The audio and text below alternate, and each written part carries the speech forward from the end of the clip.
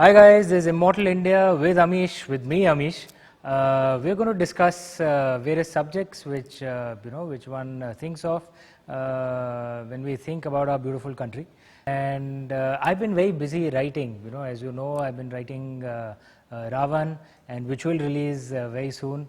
But I realized because of that I'm not able to interact with many of you guys. So I thought this is a great way that that I could speak on subjects which I've thought of regarding our country, regarding broader issues, and I could tell you my thoughts, and then you guys can put your comments in the comment section below this video, and I'd love to hear from you guys. So what are you going to speak about today? Today I thought we could speak about gender inequality.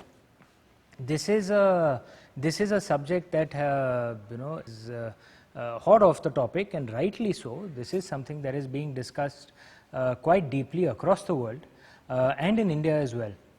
And the thought, and someone had asked me this, that where do you think gender inequality actually emerged from? And I thought, since this is a subject that actually impacts every country, so it's not some more, some less, but it does impact every country. So I wonder if it is an issue specific to various countries, or is it something which impacts the entire species itself. And there's one point which I do want to make upfront before one speaks any further, that I'd made this point at an event once, that men and women sometimes forget that we are one species. We can only survive with each other, and we are one at the end of the day. And this is something perhaps in the discussions that we have, at least among the extremist viewpoints on this discussion, this thought gets forgotten. So where do I think gender inequality actually emerged from, or differentiation between the genders? There is something that is a part of the natural process itself. Even in the animal kingdom there is a difference between males and females.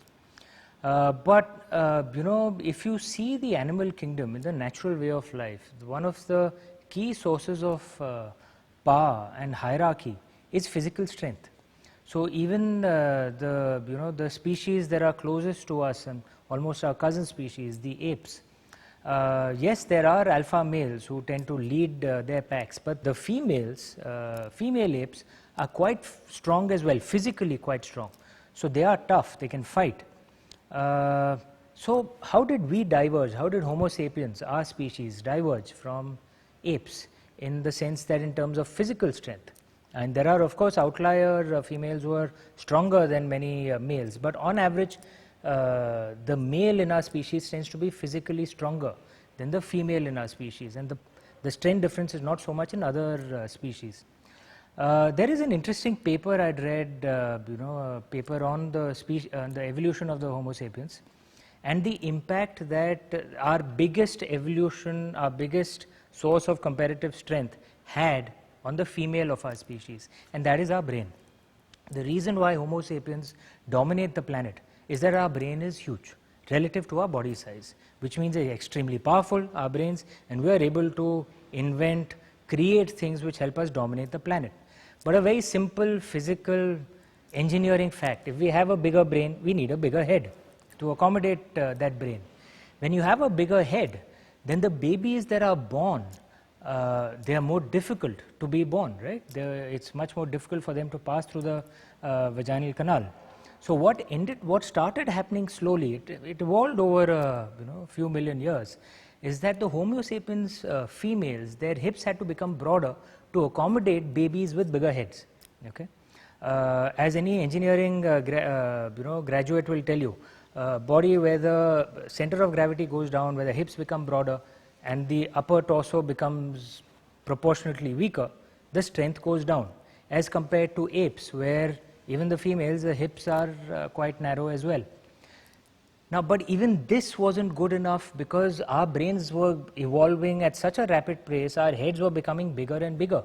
So even as females, the females of our species, their hips became broader, it still wasn't enough for babies to be, with their bigger heads, to be born. So what started happening even more is that human babies started being born a lot earlier. As compared to most other animal species, you'll find that when a kid is born, not just apes, across all other species, they are able to walk in a few minutes or at max a few hours, whereas a human baby has to struggle for almost a year to be able to walk. A human baby, forget kangaroos and all, they are outliers, but I'm talking about most mammals. But a human baby is so heavily dependent in the first year after birth that someone needs to be there to take care of the baby all the time. Otherwise, the baby will simply not survive. And what ended up happening, as the female of our species became physically weaker because because of the evolution to give birth to babies with bigger heads, they ended up having the responsibilities to take care of the babies, and the physically stronger males were sent out to do hunting and gathering. And it kind of ended up evolving that way. There were some societies which gave preeminence to protection and strength, and hence they became more patriarchal. There were some societies which gave equal preeminence to protection and nurturing, like many of the traditional Indian cultures, our culture in many parts of India. So there, men and women were treated equally, but there was a comparative advantage. Males got more physical strength, females got more ability to nurture. But this was how evolution happened, and this is why perhaps the differentiation between males and females became so much in our species, among Homo sapiens. But is this a factor in today's day? Is physical strength really a big factor in comparative advantage today? Not so, actually. I know if you listen to the media, you think that, my God, there's violence everywhere, the world is collapsing, God knows what's going on. But if you actually look at the data, the statistics, on a per capita basis, there has never been lower violence among human beings. Never in human history, since when we stepped out of Africa. Someone of me, my small size, 500 years ago, I would have to be extremely careful. I would be very careful about taking on anyone, intellectually or otherwise, even in arguments, because someone of my size would get thrashed very easily, would get beaten up very easily. But today, you cannot just, at least in normal civilized societies, you can't just go around beating people. You may have a few, but I'm saying on average, most of us of smaller size like me or women are far safer than we used to be. So on a per capita basis, violence is actually exceptionally low in human society today. What does this mean? This means that physical strength as a comparative advantage is not really an advantage anymore. Society has evolved beyond that. Physical strength as a comparative advantage is gone now, right? What does this mean?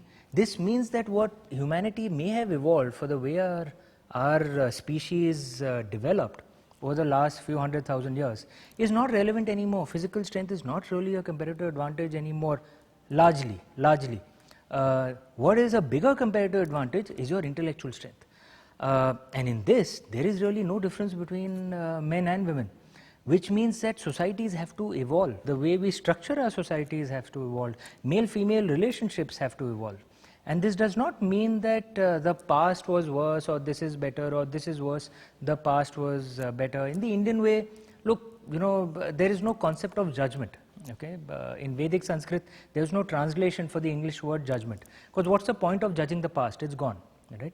What you need to do is look at the past and understand from it and apply it in today's life, because the only thing in your control is the present moment. So don't waste your time judging others either in the past or in other societies. That's a waste of time. Focus on yourself and what you can do within your societies and your present.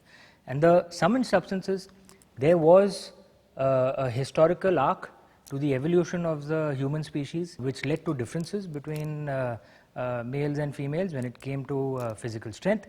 And some societies did not differentiate between men and women on that. Some societies did. But in today's day, physical strength is not really, for most societies, is not really a huge comparative advantage anymore, largely. So therefore, social equations have to be reordered, and that's what we need to look at today. Don't waste time judging, spend time understanding and implementing in today's world. That's what I'd leave with you. I'd love to hear what you guys think of my views. There is a comment section below. We never block any comments, so put your comments down. I'd love to hear what you guys think. Take care. This is Amish signing off, Immortal India. Hi guys, if you like this video, please hit the subscribe button. It's somewhere below out here. I'm not exactly sure where. But just hit the subscribe button so that you guys get notified whenever a new video comes up. It'll really help me, man. Thank you.